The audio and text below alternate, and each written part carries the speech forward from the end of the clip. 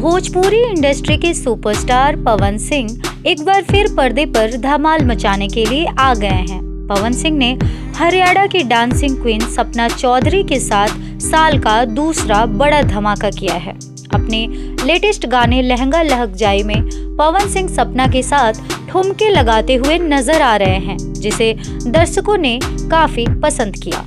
हम आपको बता दें कि 3 दिन में ही ये गाना यूट्यूब पर गर्दा मचा दिया है और पहले नंबर पर ट्रेंड भी कर रहा है। पवन सिंह के गाने लहंगा लहक जाई को 2 दिन में ही रिकॉर्ड तोड़ व्यूज मिल चुके हैं और दर्शकों पर इसका खुमार चढ़ गया है।